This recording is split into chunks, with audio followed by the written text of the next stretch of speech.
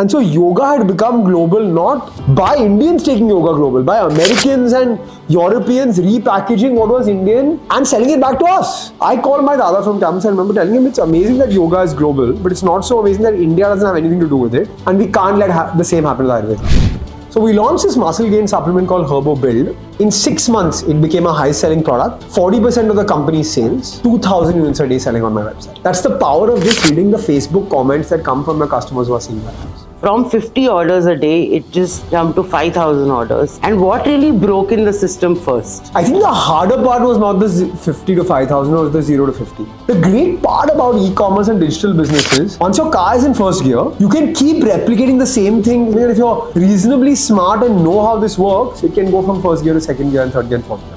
How did cocaine become popular in the US? Because these drug dealers handed it out, people got addicted, and then they kept on coming back for more. He was like, your product is a medicine, it's safe, etc., all of that. But when people use it and they see the impact it has, nothing can be better marketing than sampling it. It's not going to work on an Excel sheet. You'll never know the reality when you do focus groups. The best way to start is to start, because only once customers take out money from their wallet and pay for the product is the reality known to you. It was an old wooden chair. I got that chair refurbed with his name on it, Dr. Arjun Vaidya, and kept it right next to my chair. And I used to keep my bag on that chair every day, and it felt like my dada was with me through the journey.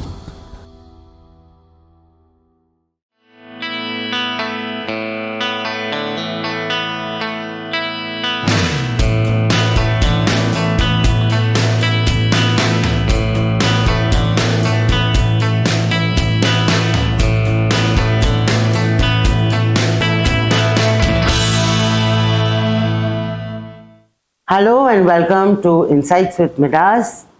Today is one of a very special moments for us at Midas. We have a guest who's truly a celebrity in the entrepreneurial world. He's also now on national television, ZTV, the Idea Bars event, where he's also investing in real startups. He is someone who comes from a legacy of Ayurveda, and he really turned that legacy in the modern world today and sold it clearly to every customer there.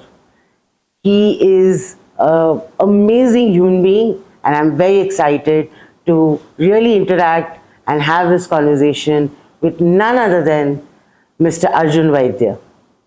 Arjun, a very warm welcome to Midas. We've been in this space for 12 years now. And Midas was actually born at a time when people did not even understand the meaning of entrepreneurship or did not know how to pronounce it. But we jumped into it, and I think it's been a phenomenal journey. We call it a modern Gurukul. Like you see, we don't take more than 35 students, honestly, per cohort. And we really invest in each one of them. Today, if you randomly even ask me questions about them, I would love to sort of tell you more about them, because each one is so unique and they're all going to build their own startups or join their family businesses, and you're the right person to motivate and create that sort of a backdrop for them, because they're going to be doing just that. And honestly, my first question was that your surname is Vaidya, which is a doctor, and when you were young, were you sort of scared that this is all going to be a part of your life, your journey? Was it planned, or it just happened very organically for you? Yeah, actually, I was too young when it happened. I didn't know the meaning of my last name or the relevance when I started interacting with Ayurveda. So I suffered from asthma, juvenile bronchitis when I was 2.5 years old. I was in the hospital on a nebulizer. And then and I also had a dust allergy, which is not a great thing to have when you live in Bombay. Right. And so I would constantly have these asthma attacks and be on these pumps and steroids and things like that. And there was no short-term solution in allopathy for this. There would be a emergency which would allow me to breathe when I would choke, but that's about it, right?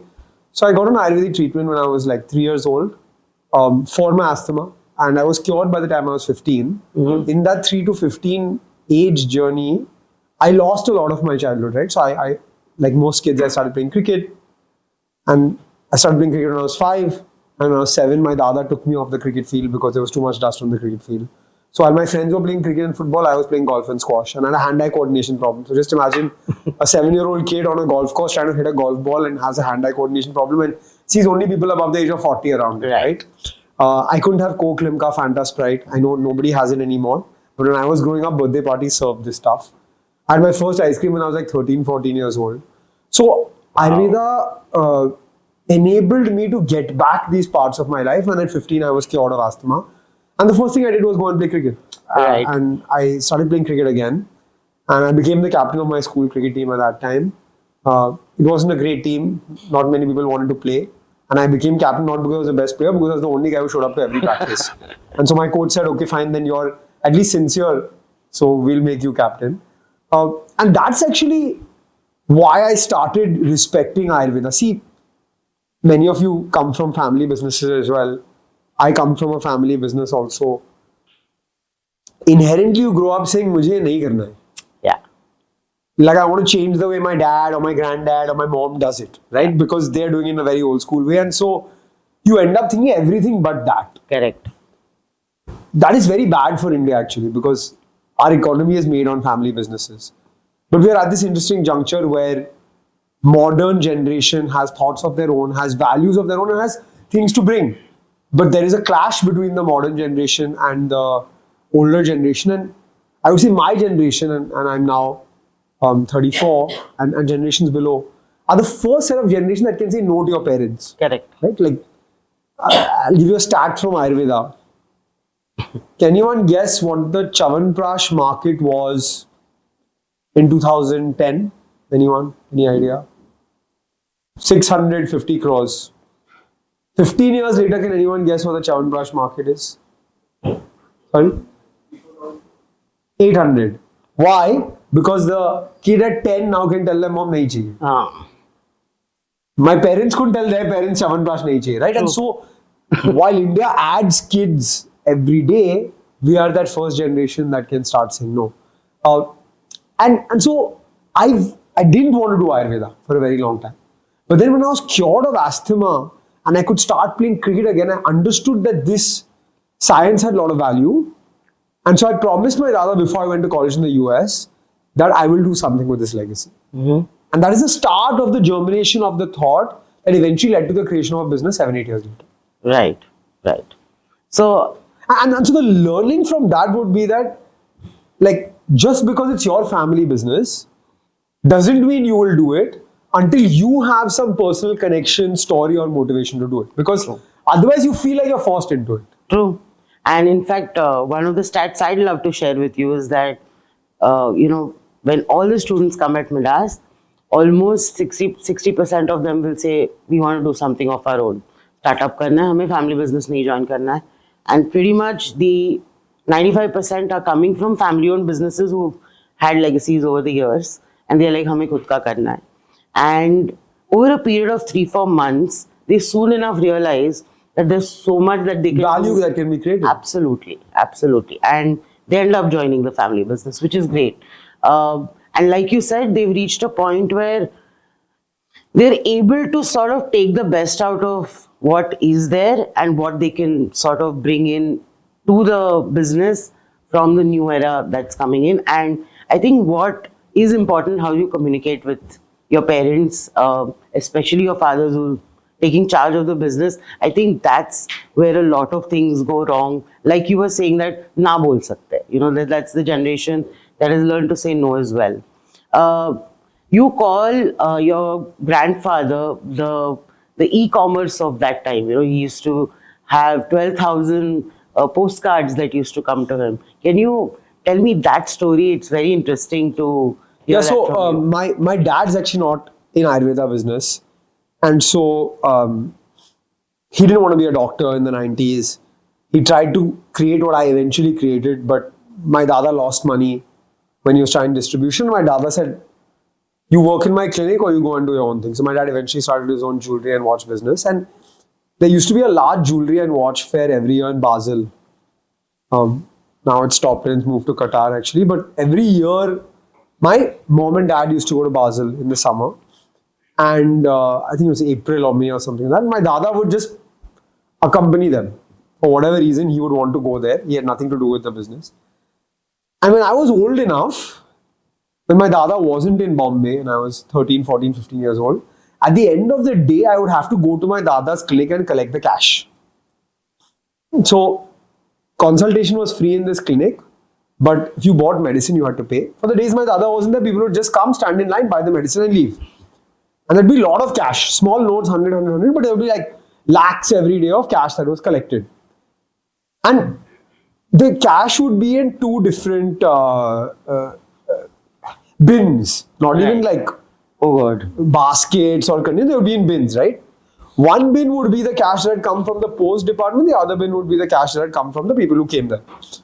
And I didn't understand what this was, right? In the late 90s, early 2000s, what is this post that is coming?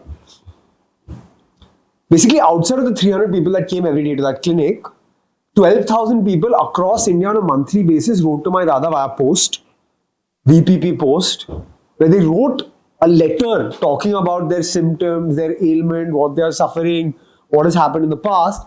And then my dada, depending on the letter, would have a standard course and a standard letter that would go back to them. And so he would send that letter back with his analysis of what happened as well as the medicine. Thousands of people and entire villages because of that had lived on this medicine. That was very interesting to me as a thought because it meant that there was scope outside of a doctor and a clinic, as long as there was good quality medicine and a right way to communicate it, to be able to create these regimes for people across the country. And he was catering to mostly tier 2 and tier 3 cities through this post. And so when I tell you the later part of my story, you will realize how that played into e-commerce. But it's amazing that even before digital existed, before touch of your fingertip, click, research existed, there were businesses running pan-India from one location through one warehouse getting products to consumers. Wow. And whilst you're telling me about your dada, I would love to know that moment, if you sort of remember when you promised him that, you know, you're going to be taking care of this.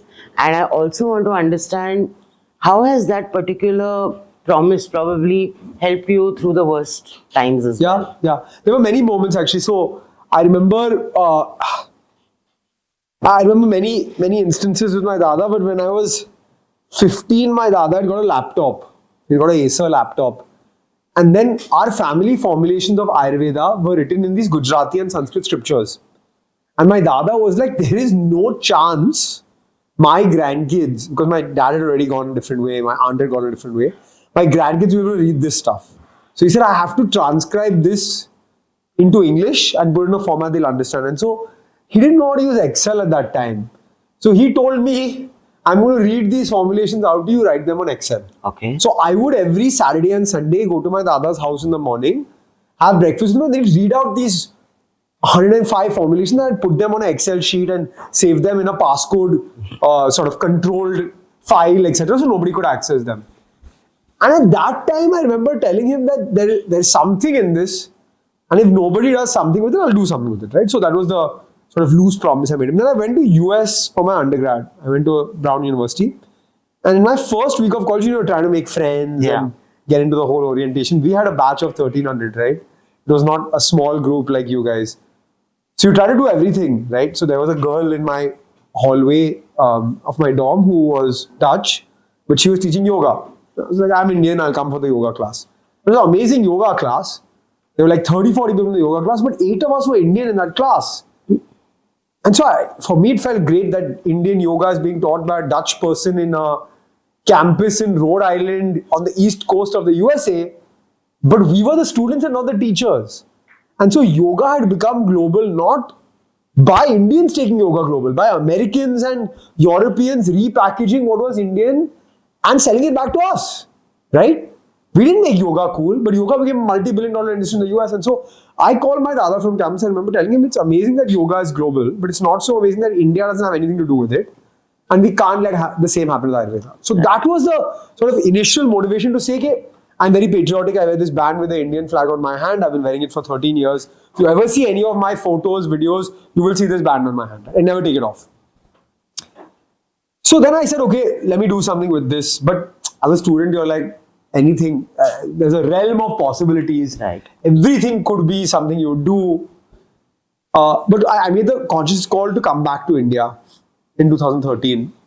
I think, I've not shared this with you, but it was unfortunate at that time that all of us that had means would go abroad to study. It was even more unfortunate at that time that all of us who had means would go abroad to study, then live there for 3 years, then do an MBA, then come back to India 10 years later as an NRI and say, oh, the road has work going on and there is flooding and there is corruption and all of that, right? So I was very clear, I'm doing my 4 years there, I learned a lot, I had the best 4 years of my life, but I'm coming back to India because I want to build my life here. And doing business in India is very different from doing business anywhere else in the world, you guys would know it. So I came back to India, I got a job at a private equity fund. I was working in investing in consumer business, large consumer business at that time. Great experience, great exposure. But this thought was always in the back of my mind, Ayurveda hai, kuch karna hai, Ayurveda hai, kuch karna hai. My dada was also falling sick. He suffered from lung fibrosis. And so in 2013, when I moved back to India, it was clear that he had maximum 5 years to live. He lived 3 of those 5 years and then he passed away. And the moment he passed away, actually, we started rethinking, okay, maybe there's something to do with Ayurveda. And then 3 things happened. One, a very, very large Ayurveda company offered my dad 6 crores to just buy the formulations. Oh, wow. So I said, if we do nothing with it, minimum I'll get 6 crores, but I can definitely get more than 6 crores if I do something with this. That was one. The second was, my granddad used to live in a house separate from us, where he had 500 books in his room. Books on Ayurveda, books on medicine, books on biology, botany, etc. All of that. Nobody lived in that house because my dadi moved in with us after he passed. But the AC short-circuited. One book caught fire. One book made all 500 books catch fire. The whole house burned down. My parents were in Goa for their friend's anniversary. I got a call at 3 a.m. My brother was still in college. So I got a call at 3 a.m. saying that, like, are you the owner of this home? Come here right now. So I drove there at 3 a.m. to my grandparents' old house.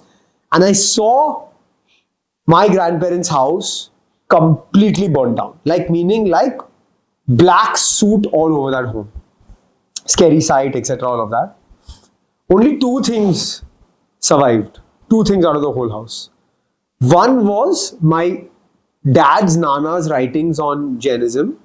And the other was those scriptures in Sanskrit and Gujarati with our family formulations. Wow. Only 2 things that survived. So second sign that God is saying you have to do something with this. And then third sign was that my dad's 50th birthday in April 2016.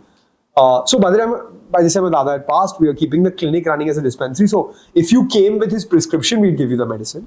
But there was no doctor in the clinic because we couldn't find a doctor to replace him.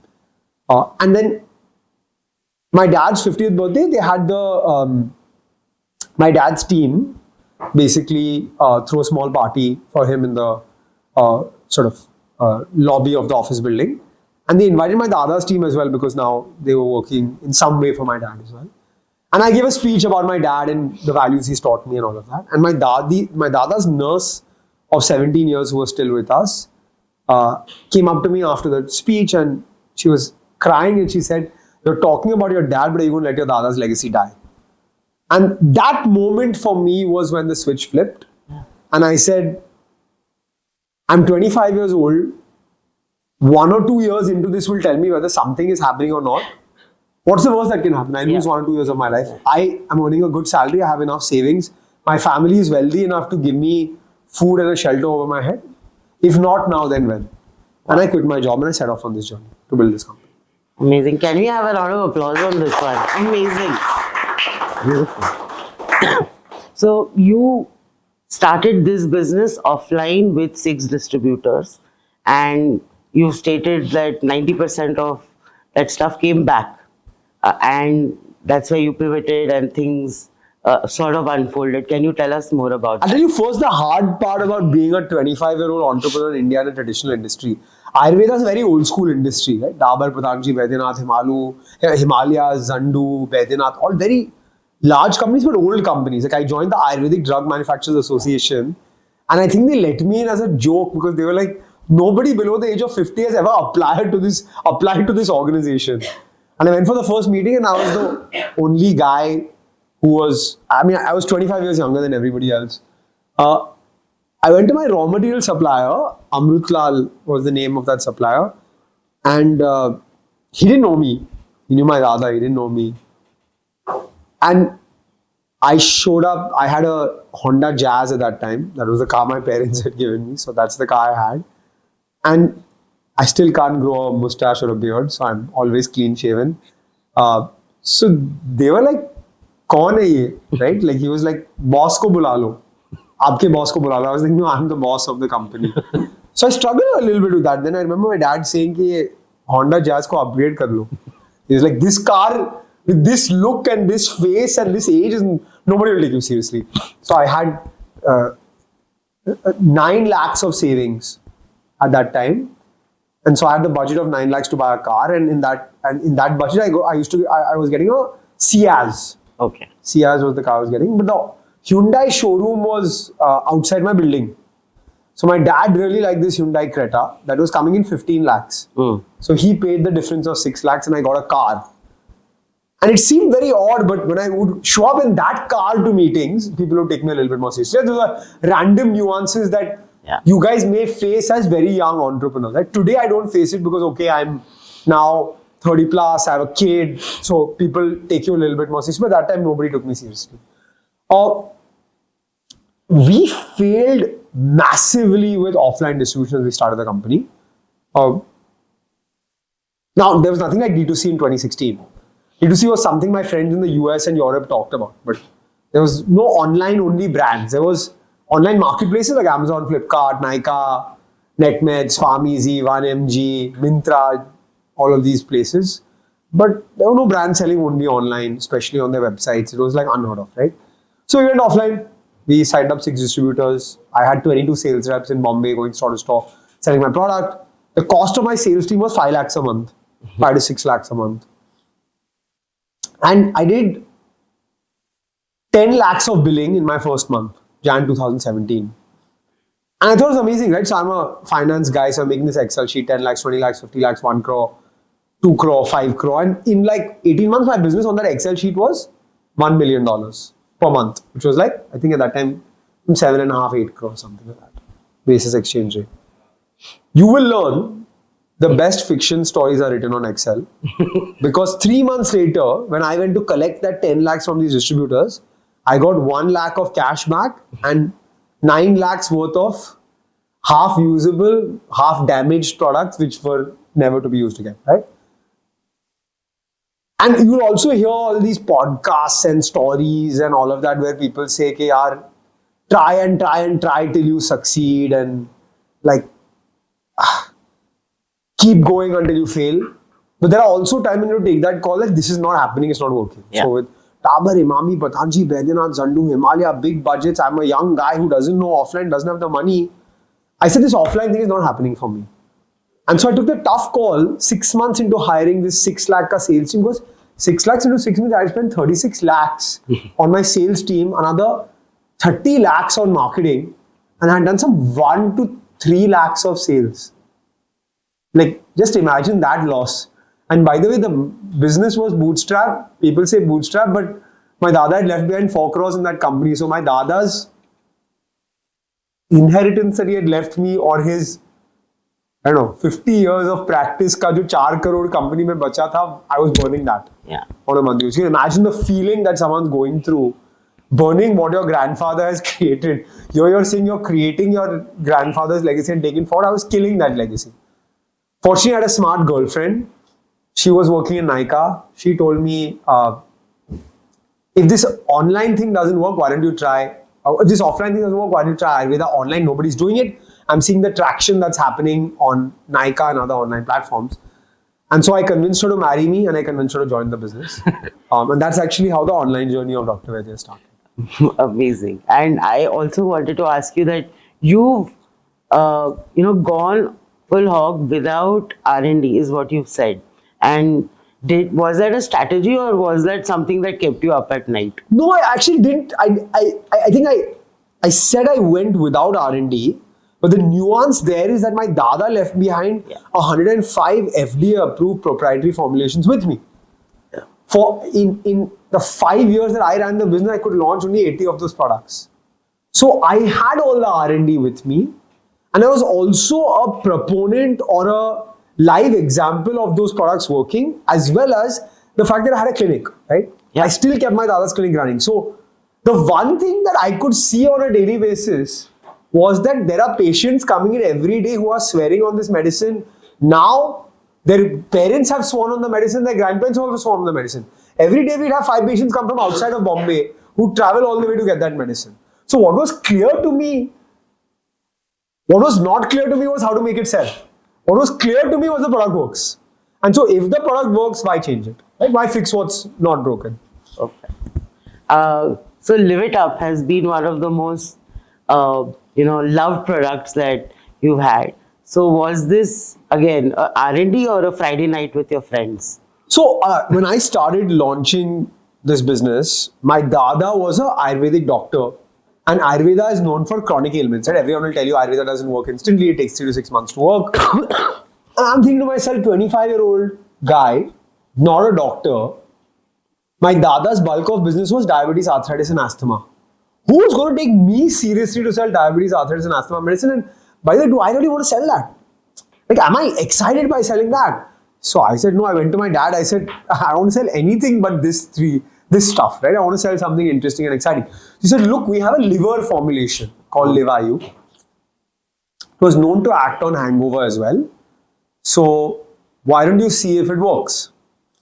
Now, the one thing I'll give my Dada is that even if he was not alive, he was such an organized guy in the time before computers that every time I was looking for paperwork, I just went into these well-organized cupboards with files and I was able to find the file. And so my dad said, look for the LivUp file with the clinical trials on LivUp.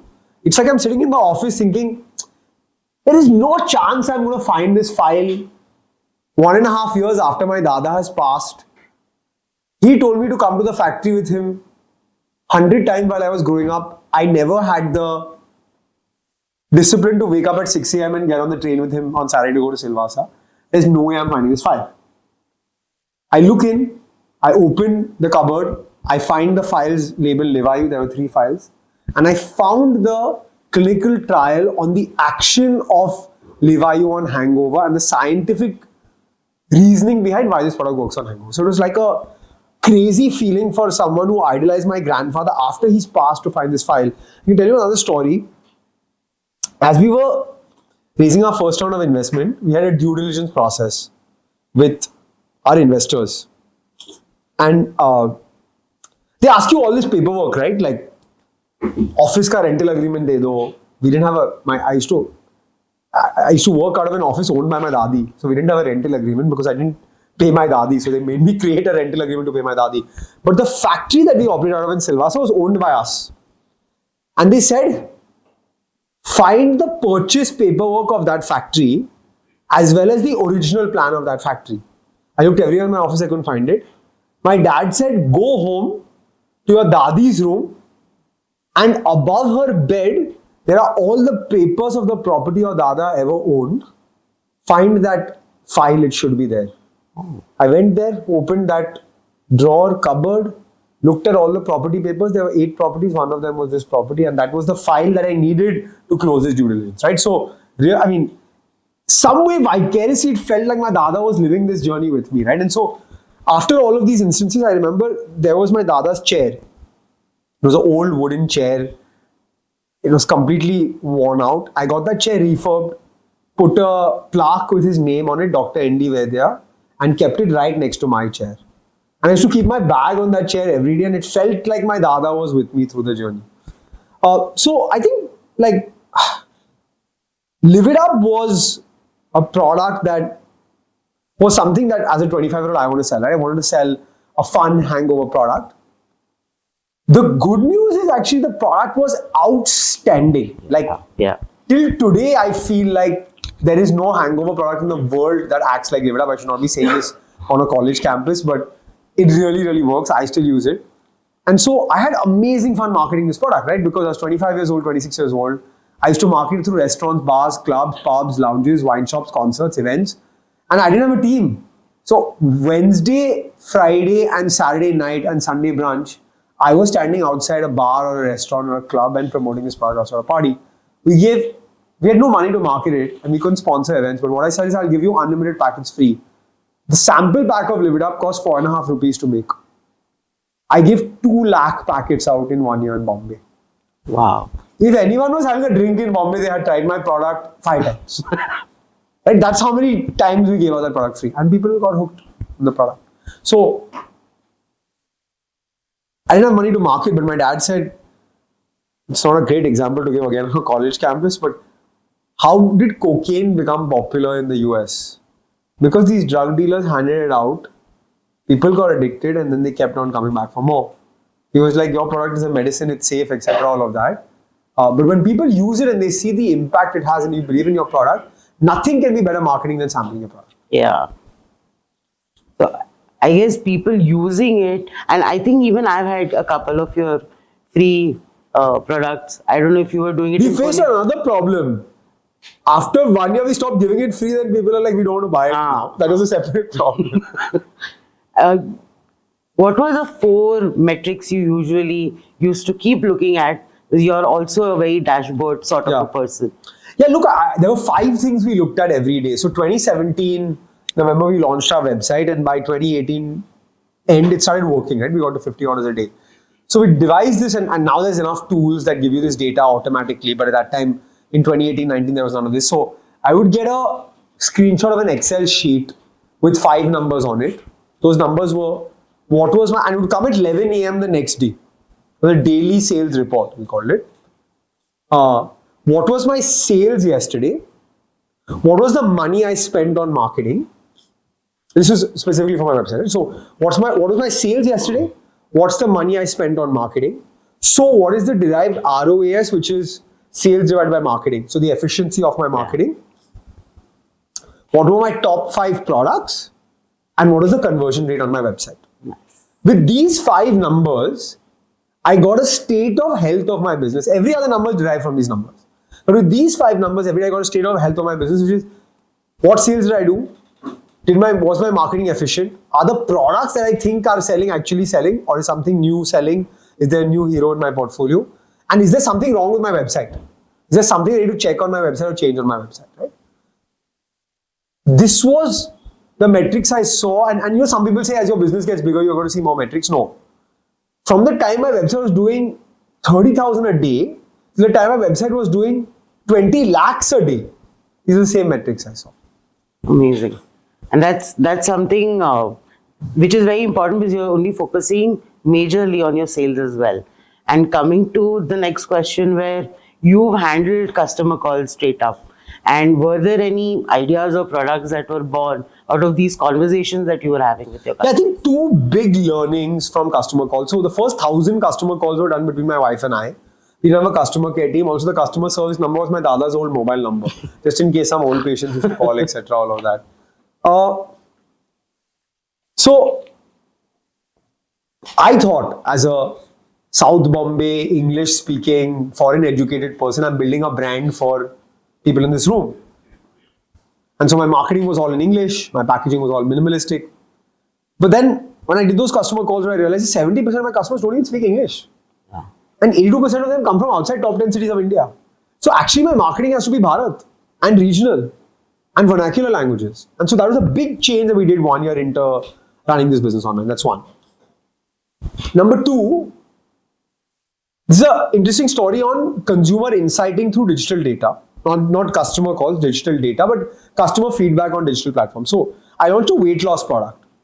I thought it was amazing, right? Because around us in urban India, everybody's talking about losing weight. Yeah. On the weight loss products, Facebook ads, the comments were, why are you selling me weight loss? I want to gain weight. So we said, okay, fine. Let's create a weight gain pack. So we launched a weight gain pack. The weight gain pack started selling 4x of the weight loss pack. So I'm like, okay, I'm so smart. I read the Facebook comments. I came up with this. This is a great success story, etc., etc. So continue, right? And I'm patting my chest and saying I'm great, and I know what to look at and what metrics to look at. Kept reading the comments of that weight gain pack and it said, okay, you give me weight gain now, but what about muscle gain? I want to gain muscle. The nuance was that in tier 2 and tier 3 India, the customer wants to gain weight and then wants to gain muscle to look good, to be eligible bachelor enough to get married. Young men, that's what they wanted, right?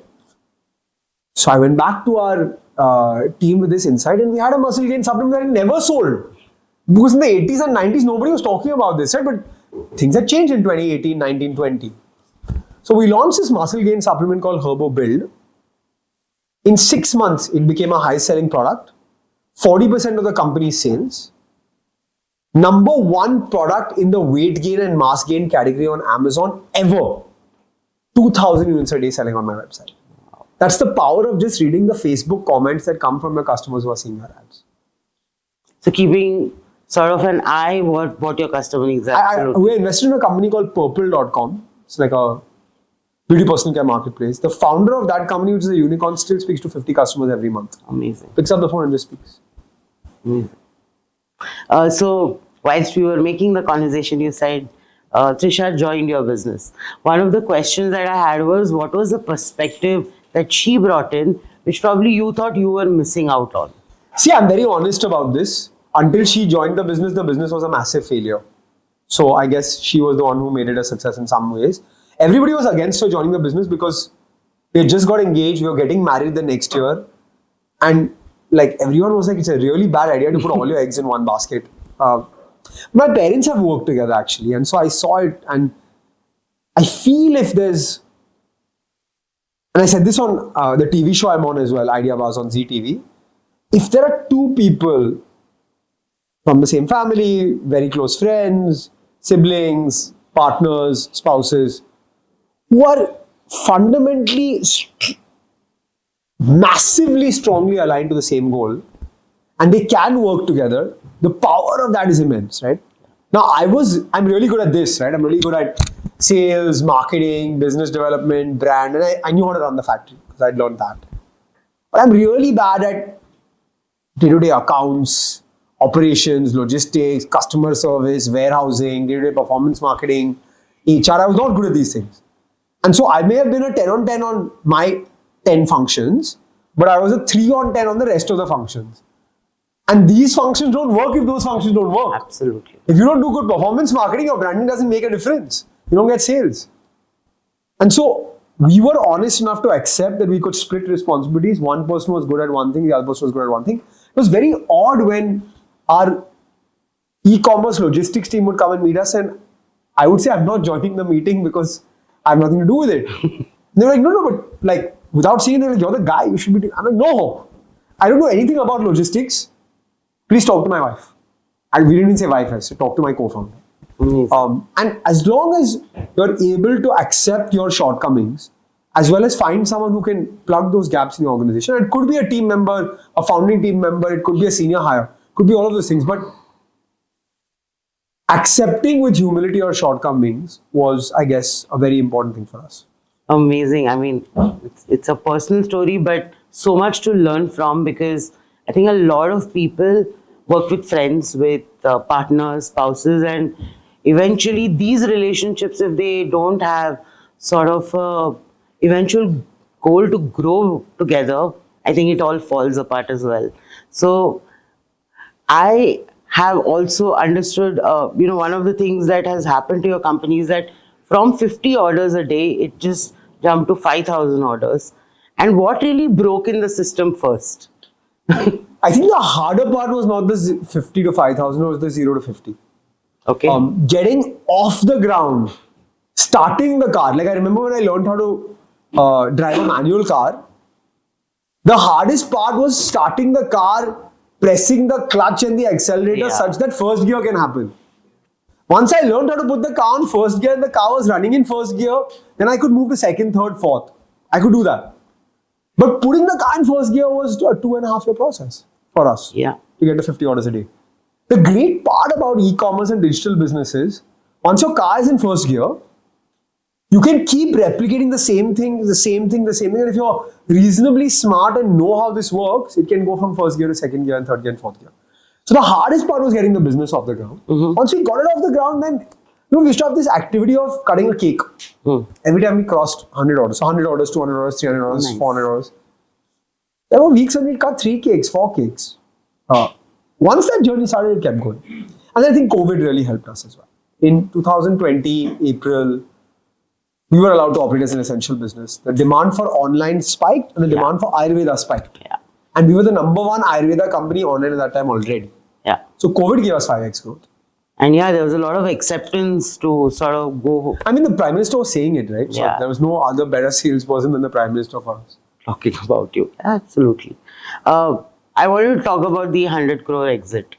And was there a void that you felt after it? And tell us that journey as well. Yeah, look, I think it's a very strange thing to say, but a lot of people say, oh, what did you feel when all that money came in the bank account, etc., all of that.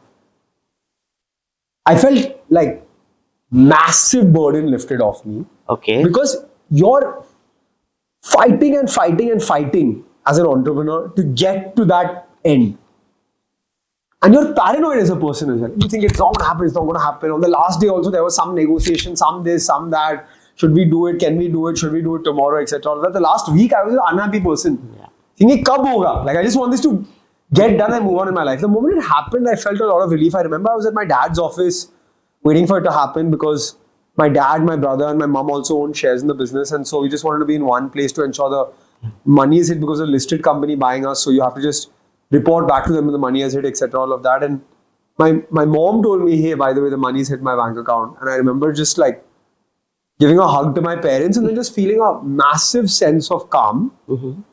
And then my dad told me one thing. He said, very few people in their life have the ability to reset. Yeah. At 29 years of age, you can reset in life now. At that time, I think it was 55, 56. Like, I've never had this opportunity. Yeah. So use it well and do something with it. And he said the other thing he said was, Dr. Vaidya's is now a seed you sowed. Yeah. Whether it becomes, and it's a plant today. Whether the plant dies or becomes the biggest tree in the world, you are a customer and a silent spectator. Mm-hmm. You cannot influence this company Anymore. Those are two things I accepted. There was a void because I had nothing to do. Yeah. And you dream about that time in life when you have nothing to do. And then when it comes and you have the only two things on your calendar are squash lesson at 10:30 and then Spanish lesson at 2 p.m. You start getting paranoid about what will I do now? And I'd be calling all my friends and being like, when are you done with work, let's meet for dinner. Because can't meet for lunch, right? Like they're all at work and stuff. So I think that was a weird time, but I was never fearful that I wouldn't find the next thing to do.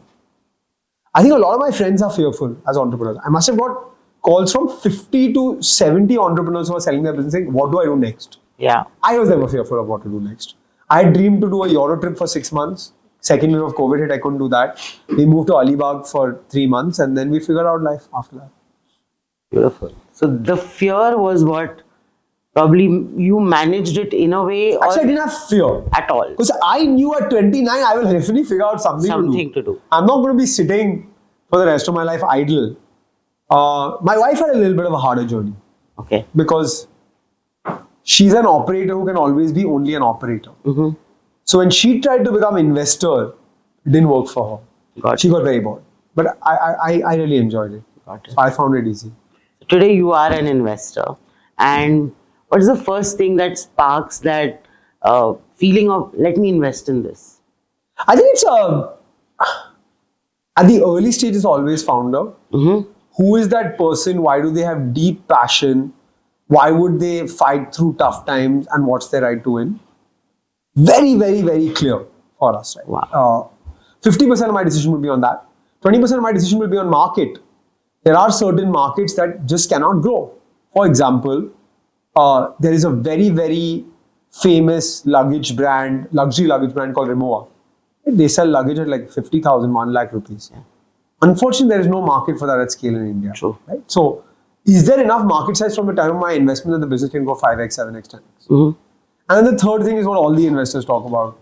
Revenue, gross margin, bottom line, repeat rate, lifetime value, team, like the standard metrics. But if I was to pick one thing, it would always be founder. Like I got asked a question in our team call the other day. Would you rather pick an amazing jockey on a donkey or a racehorse with a bad jockey? I said amazing jockey on a donkey. 100%. So it's a lot on the person and the intuit that you feel at that point of time more than the rest of it. Yeah, I'll give you a story. For example, I'm invested in a company called Cuckoo FM. I'm going on Friday to the marriage of the founder. I invested in this company started by 3 young boys from tier 3 cities in Rajasthan. They were trying to solve the problem of regional language, aspirational content, audio at that time, now also in video. I invested in the company when they had met them when they had 80,000 paid subscribers, invested when they had 350,000 paid subscribers 3.5 years ago. But the company was doing less than 1 crore a month in revenue. The company now has 12 million paid subscribers. It does more than 100 crore a month in revenue. There was a time when the company wasn't doing well. And at that time, those guys, I said, look guys, it's not looking good. They were like, okay, so, it's not looking good. So, I was like, so what? Like, I'm very worried this and that. He said, kar lenge sir. I said, what do you mean kar lenge? He said, karna hai na, to sir, kar lenge. I said, what do you mean? He said, sir, option ही नहीं है. ये business बनाना है. हमें जो भी करना है हम कर लेंगे. 1 साल में आप आ जाओ. And 1 साल में पहुंच गए. That drive that those guys had to say, we will make it hook or crook, 16 hours a day, travel to US, they travel to US to look for ideas, travel to Korea to look for ideas, launched a video product which became half their business in less than a year. Because they said, hook or crook kar lenge na sir. I can say that I have lots of fallback options. They're none. So they had to do it. And so they're better founders than I ever was. Because their monthly revenue is bigger than the yearly revenue I've ever done in my life. Yeah. So generally people even say that when you're entrepreneurs, plan B hona chahiye, but nahi bhi hona chahiye, because you have to just jump in and do whatever it takes to get there. I also wanted to sort of ask you that you always say that Bharat is beyond the tier 1. And where does that statement come from? Because you say it so passionately most times. Yeah, look, I think India is many countries, but if I'm to do broad classification, right? We are in Singapore today. We're talking English, we're in an AC room, we are earning, anyone guess what percent of India earns more than 6 lakhs per annum?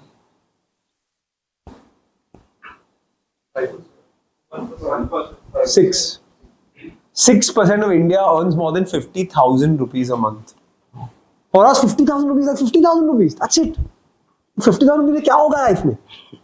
But 6% of India earns more than 50,000 rupees a month. So 94% of India earns less. Correct. Right? We are the top echelon of India, which is Singapore, which consumes like Singapore, which consumes like Hong Kong, which consumes like New York, which consumes like London. Then there is the upper middle class of India, which consumes like Poland. Mm-hmm. Then there is a lower middle class of India or middle class of India, which consumes like Mexico.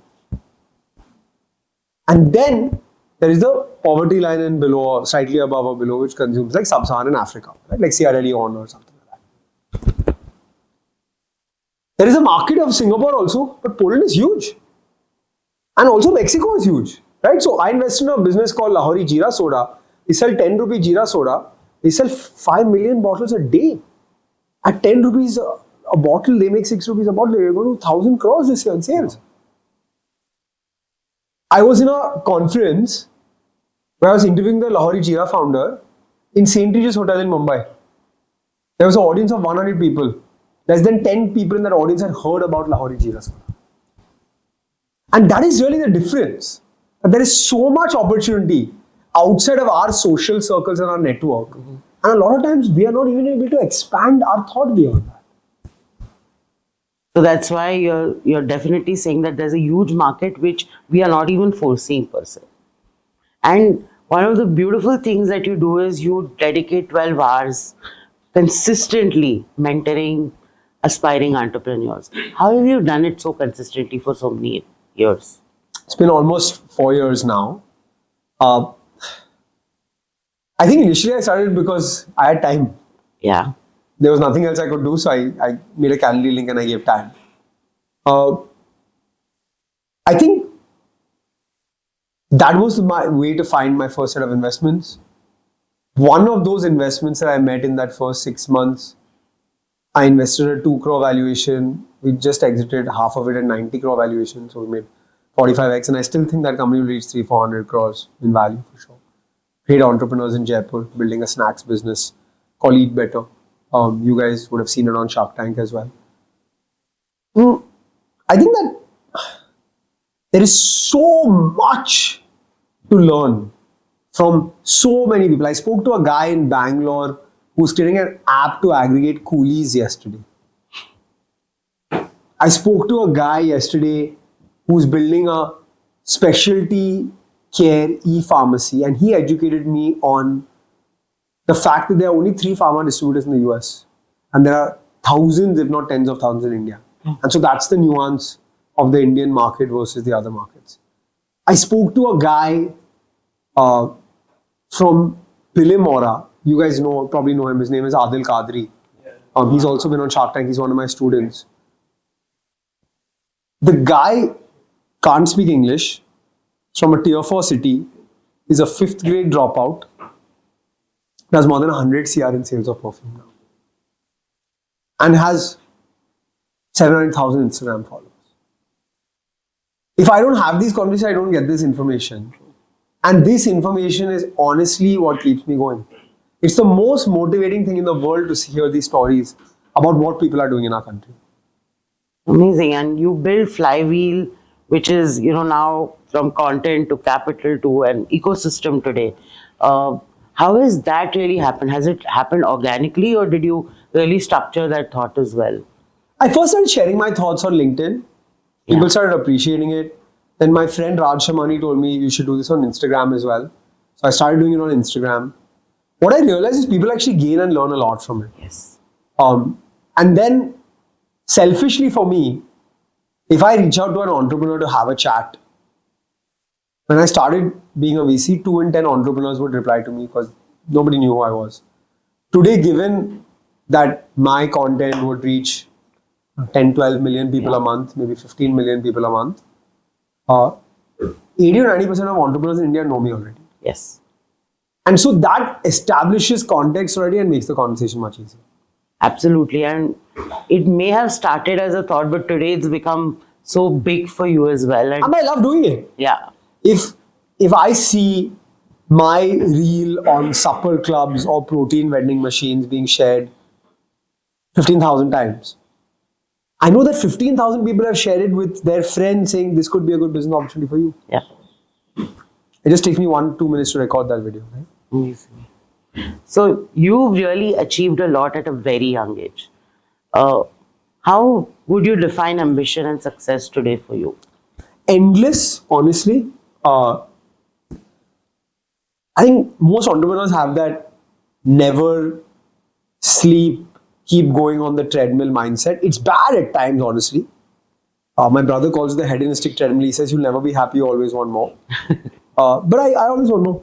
I'm not happy. And India's a big country and there are a lot of people doing great work, and I need to create the next 100 Dr. Vaidyas, and until I do that, I won't be happy with my job as a VC. So I think it's just massively motivating to live in our country. I run a fund where most of our capital comes from Europe.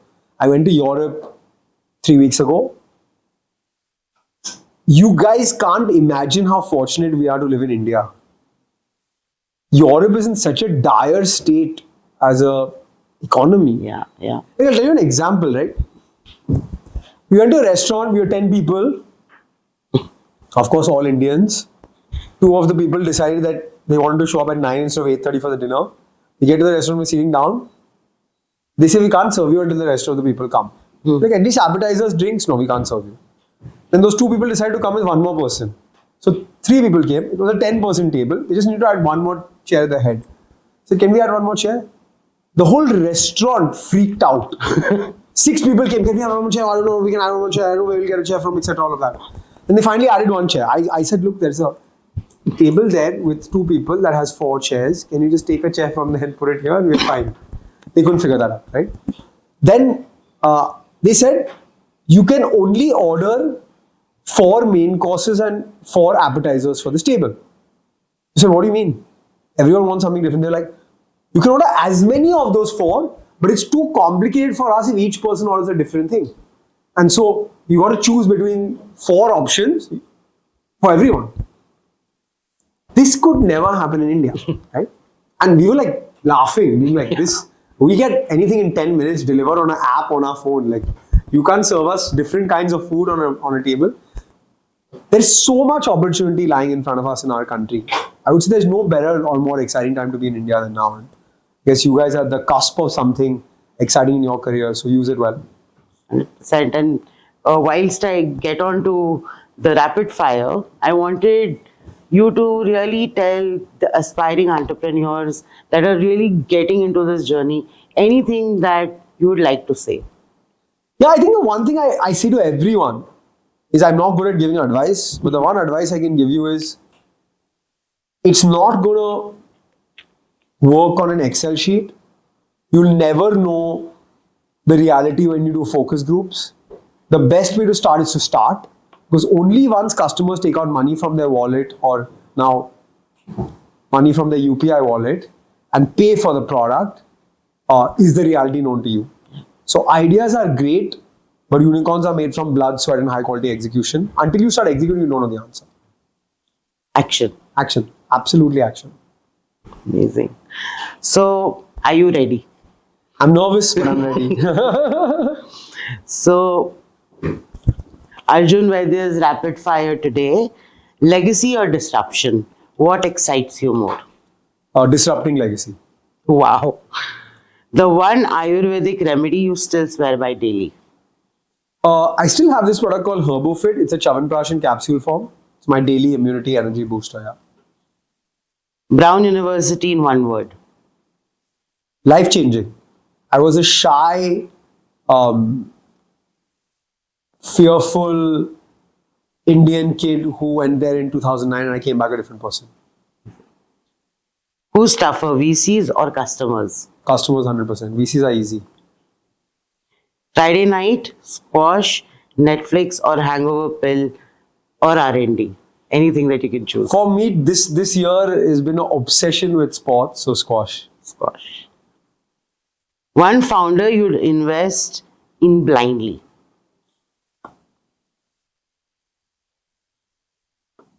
Super Maheshwari, First Cry founder, Pune based, outstanding, like whatever. I mean, it's probably, I think, one of the best founders in India. And then I'm biased, but I'll say Aman Gupta. He's a good friend of mine, probably the smartest marketing mind in the country. First thing you bought after Dr. Vaidya's exit? A house. House. The house I currently live in the same building as my parents. Yeah, we've seen that. Yeah. The pictures and the reels. Most stressful, one angry customer call or one tough boardroom negotiation? Angry customer call. Boardroom negotiations can be solved. Angry customers hard. Ayurveda in one emoji. There's that one leaf plant emoji. Yes. That one, yeah. If not Ayurveda, which industry would you have built in? Sports. Twitter, LinkedIn or Instagram? You without which one can't survive? LinkedIn. What's your guilty pleasure snack? Cheesecake. Only after a marathon or high rocks will I have cheesecake, but cheesecake. A book every entrepreneur must read. The hard thing about hard things, from 0 to 1, how I almost blew it. Biggest myth about investors? They're bad people. Just because they say no, they're not bad people. I have only 8 or 10 shots I can take a year. So most likely I will say no. What's harder, marriage or co-founding with your spouse? Co-founding with my spouse. Marriage is easy. One word your grandfather would use for you today?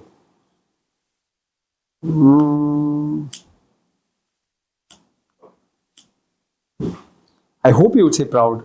Yeah. Amazing. That's what was coming to my mind. Most overhyped D2C category right now. Oh, prebiotic better for you soda. Okay. Just because that company in US sold for 2 billion doesn't mean India needs it. If you could create one Ayurveda product for Gen Zs, what would it solve? There is this product we had created. The marketing was poor, but there is this Thai inhaler which has gone viral in Gen Zs. It's a potli with herbs, and you just smell it, and it sort of helps you with cold, cough, congestion. I developed an Indian version of it called Sungho. I would relaunch it in a cool way for Gen Zs. Oh, nice. A founder, sorry. I have it with me as well, but the packaging was bad at the time we launched it. A founder habit you still can't shake off. Answering unknown numbers. I pick up every phone call. Just in case koi hai to. Success in But my I life. paid for Truecaller Premium. So if it's spam, I know. So you don't answer spam, right? If it's Truecaller says spam, I don't answer. Everything else I answer. Success in one line, what is it for you now? Family happy. That's Not what- me, if everyone in my family is happy. Can we have a round of applause for Arjun?